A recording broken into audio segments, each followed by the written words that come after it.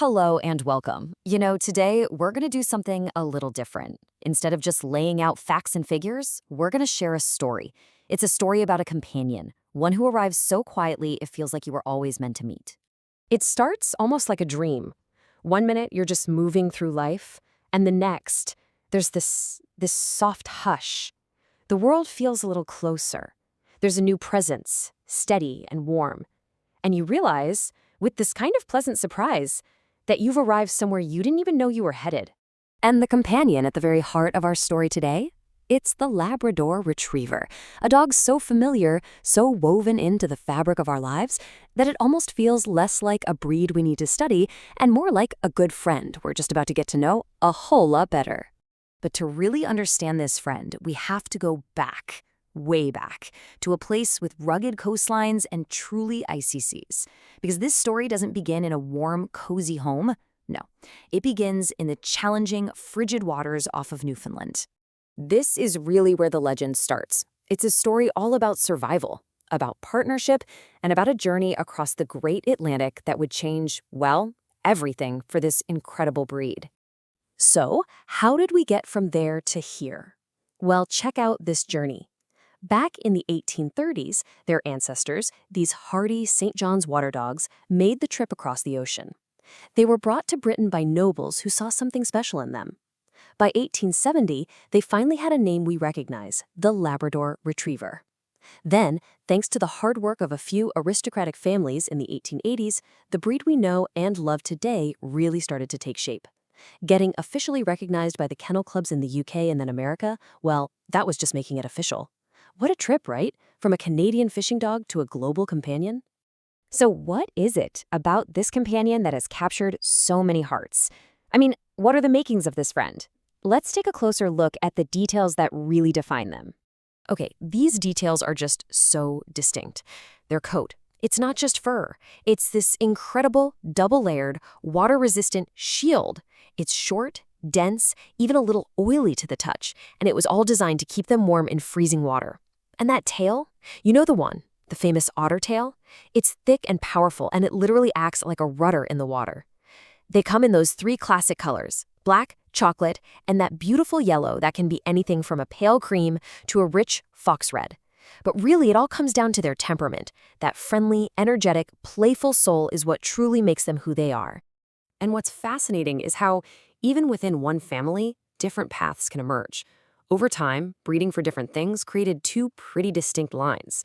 You've got the show line, often called English, which has that stockier, more powerfully built look you see in show rings. Then there's the field line, or American, which is bred purely for work. A lighter, faster, more athletic build, all ready for a long day of retrieving. Same heart, just different jobs.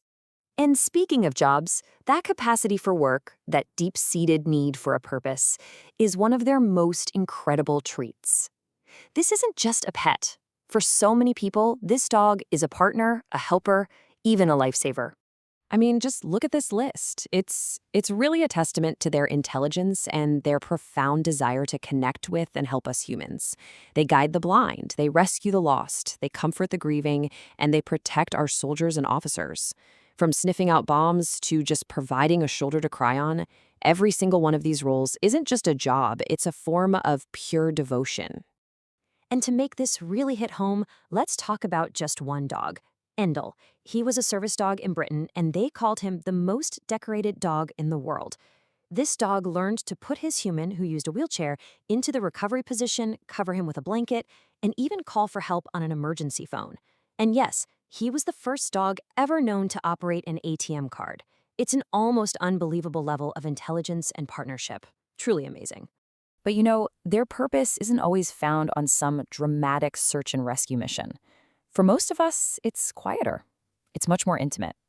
It's found in sharing our homes, our days, and yep, even our beds during the quiet hours of the night. So if you're someone who shares your bedroom with a pet, guess what? You are far from alone. More than half of us do it.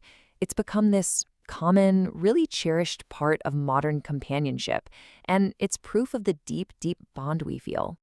And there's actually a science to this whole thing. The benefits are deeply emotional. A feeling of security, less anxiety, it can even lower your blood pressure. The simple act of having them there can be incredibly calming. But of course, there are practical things to consider, right? The potential for your sleep to get disrupted, allergies from dander, or germs. It's always a balance between the heart and, well, the practical stuff. So for those of us who do choose to share this space, creating a peaceful sanctuary is really key. And it's the simple things that make a huge difference. Making sure the mattress is big enough for everyone, washing bedding often, and of course, keeping up with vet visits. And just like for us, a consistent routine, that final walk, a set bedtime, it helps sync up your sleep cycles so everyone gets a more restful night. In the end, when you look past the history and the incredible jobs and the nightly routines, the story of the Labrador is about something much, much simpler. It's about the steadying force of having a constant presence in our lives. They really don't ask for much, do they? They don't need to. In their company, we somehow remember how to be quiet with someone without feeling lonely. We remember a life where just being there is enough, and that this shared, unspoken understanding is maybe the greatest comfort we can find. And so, this story ends with a little question for you to carry with you. This companion arrives so quietly, and then they stay. They don't so much change our life as they remind us of a gentler one we might have forgotten. A life where we're wanted without urgency and held without any expectation. So, what quiet, gentle life do our pets help us remember?